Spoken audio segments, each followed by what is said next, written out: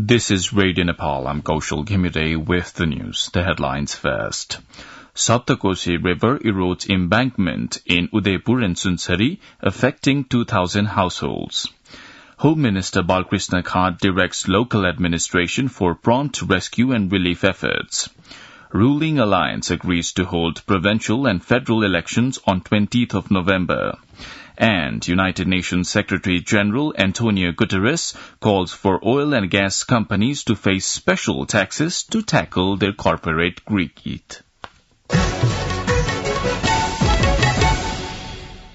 Now the news in detail. The swollen Kosi River has eroded its banks, affecting more than 2,000 households in Udaipur and Sunsari districts. Udaipur Chief District Officer Birendra Kumar Yadav said about 1,500 families in Belaka municipality, ward number 1, 2, 3, 8 and 9 have been affected after the Kosi River changed its track. Talking to Radio Nepal, he said the affected people were housed in various public buildings. CDO Yadav also said the rescue team of the Armed Police Force and other security bodies had been actively working in the rescue effort. He also confirmed that there had been no human casualties or loss of livestock. Meanwhile, Home Minister Balkrishna Khat has directed the concerned stakeholders to expedite rescue and relief efforts in the Kosi flood-affected areas. The Home Minister said the relocation of the people in the flood-affected areas had started as the Kosi River eroded about 50 meters of land from its banks. Home Minister Khat also asked the subordinate bodies to ensure a temporary and permanent settlement for the affected people and provide treatment for the injured. Yesterday itself, Home Minister Khat talked with Foreign Affairs Minister Dr. Narayan Khadka about possible measures to address the Kosi erosion problem.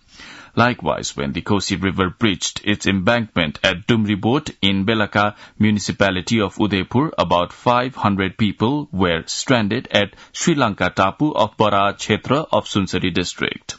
Sunsari's Chief District Officer Indradev Yadav confirmed the breach of the embankment, however saying the people of Sri Lanka Tapu were safe.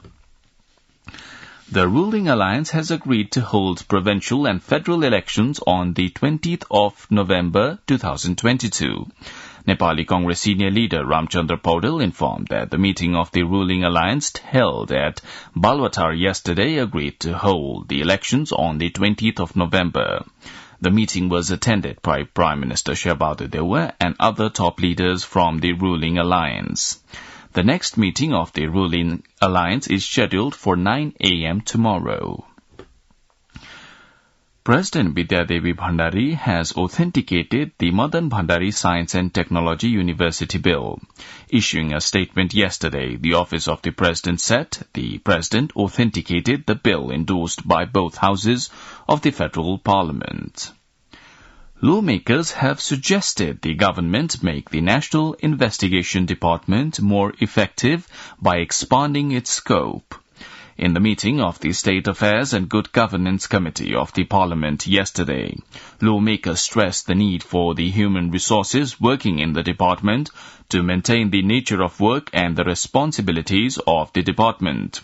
Speaking at the meeting, Home Minister Balkrishna Khat said the bill was brought to ensure security for the citizens. President Vidyadevi Bhandari yesterday met the ambassador of Finland to Nepal, Pertti Anttinen, at Presidential Office in Sital Niwas. Spokesperson at the Office of the President, Sagar Acharya, said President Bhandari and Ambassador Anttinen discussed matters concerning bilateral relations and mutual interest. President Vidyadevi Bhandari has appointed Professor Dr. Jyoti Pyakurel Bhandari as Nepal's ambassador to the Republic of Korea. Issuing a press statement yesterday, the Office of the President said President Bhandari appointed Dr. Pyakurel to the post of the South Korean ambassador as Nepali ambassador to South Korea as recommended by the Council of Ministers. Minister for Energy, Water Resources and Irrigation, Pampa Busal, met the Indian ambassador to Nepal, Navin Srivastav, yesterday at the Energy Ministry in Singh Durbar. On the occasion, Energy Minister Busal stressed the need for activating the mutual partnership to further expand the energy trade between the two countries. The energy minister said both sides needed to take initiatives for the effective implementation of the agreements signed between Nepal and India. In reply, Indian Ambassador Srivastav assured of his initiation for taking ahead the implementation of bilateral projects in an effective way in the coming days. The Ministry of Health and Population yesterday reported 915 new cases of COVID-19 in Nepal. According to the ministry, the cases were confirmed while testing 6,006 samples. The total number of active cases now stands at 5,433 in the country. You're listening to Radio Nepal's 8 a.m. English News Bulletin on time for a short break now.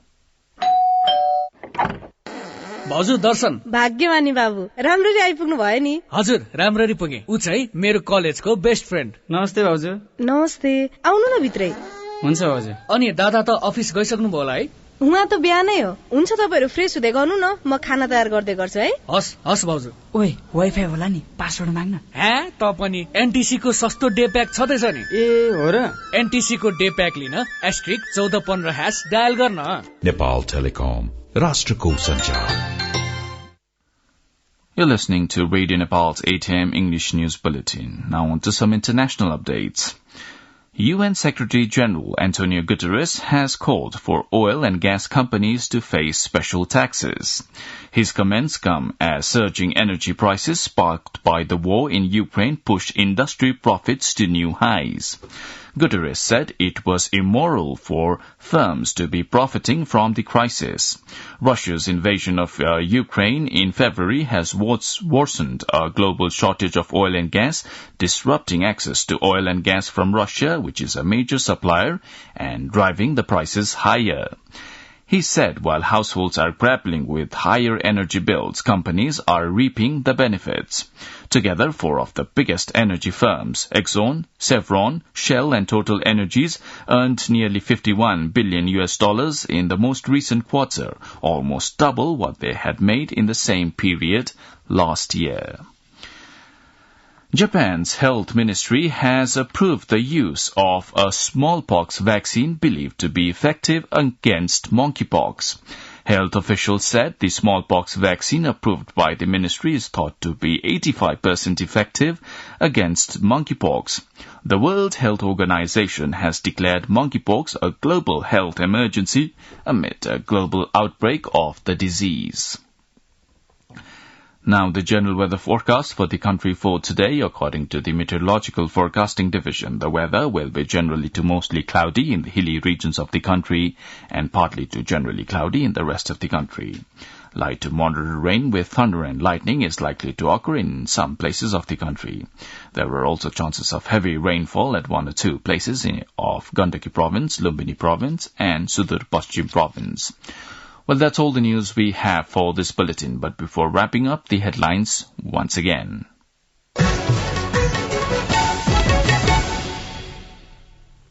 Saptakosi River erodes embankment in Udaipur and Sunsari, affecting 2,000 households.